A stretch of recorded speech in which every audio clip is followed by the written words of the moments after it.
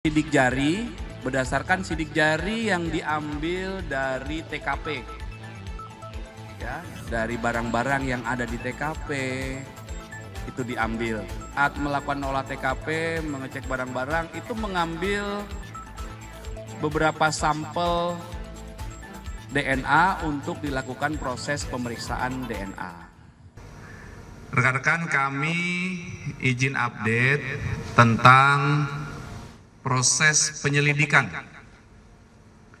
yang dilakukan oleh tim gabungan dari penyelidik Subdit Resmob Ditreskrim Polda Metro Jaya bersama-sama dimulai dari proses mendatangi TKP, olah TKP awal bersama-sama dengan Polsek Menteng dan Polres Metro Jakarta Pusat.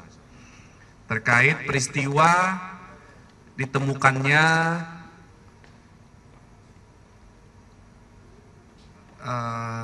jenazah, ada korban seorang laki-laki di sebuah kamar kos di daerah Gondang Dia Kecil, Menteng beberapa waktu yang lalu, yaitu tanggal 8 Juli 2025. Perlu kami sampaikan bahwa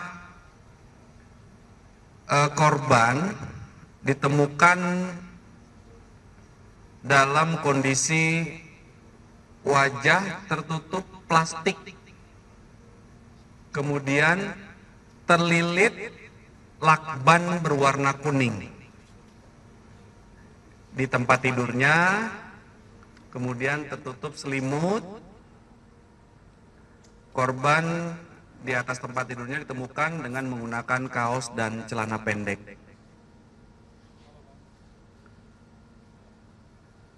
Korban ditemukan di kamar kosnya nomor 105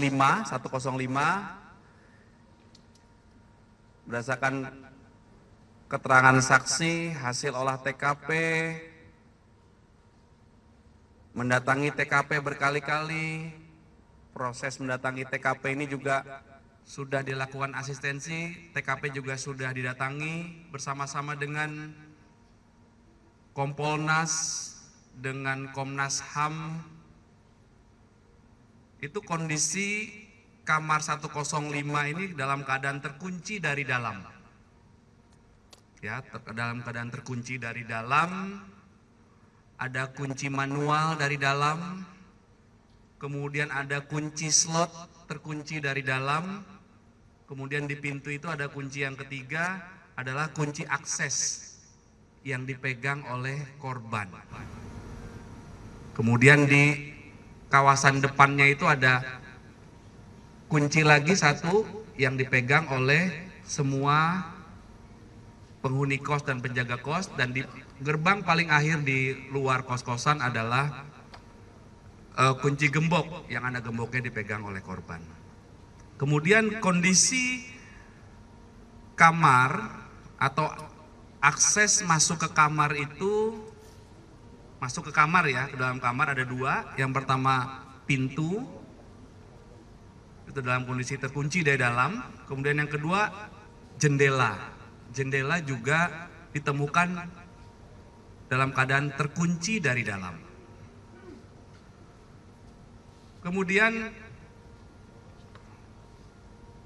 saat dilakukan olah TKP, mengamankan barang bukti, kemudian melakukan wawancara terhadap beberapa saksi.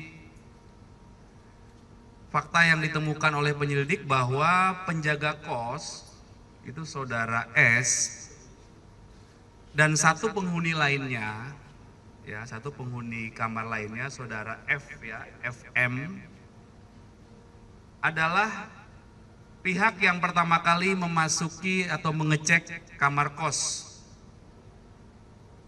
karena ada permintaan dari istri korban dari harinya kepada penjaga kos untuk melakukan pengecekan ke kamar korban, karena istri korban tidak dapat menghubungi korban karena handphone korban mati.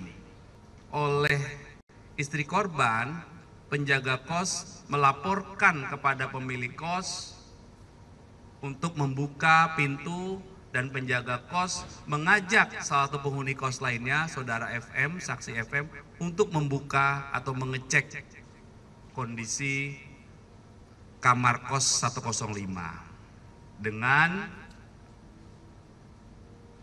jadi penjaga kos dan saksi penghuni kos lainnya, saudara FM, berupaya masuk ke dalam kamar korban dengan mencongkel jendela, kemudian membuka slot dari dalam, membuka kunci manual, akhirnya pintu berhasil dibuka.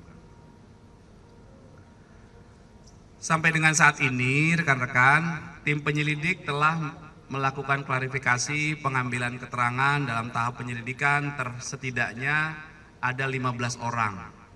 Ya, 15 orang itu dari lingkungan kos-kosan, ya, kemudian dari tempat kerja korban, kemudian dari keluarga korban, kemudian dari pihak-pihak yang terakhir berkomunikasi dengan korban. Sampai dengan saat ini, tim penyelidik tidak menemukan hambatan.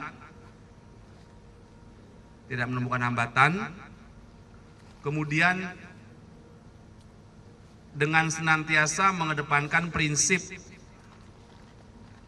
penyelidikan atau mengungkap peristiwa ini harus berdasarkan scientific crime investigation, maka penyelidik melakukan pemeriksaan dan kerjasama dengan beberapa ahli. Ya, ini merupakan komitmen Polda Metro Jaya dalam mengungkap peristiwa agar akuntabel,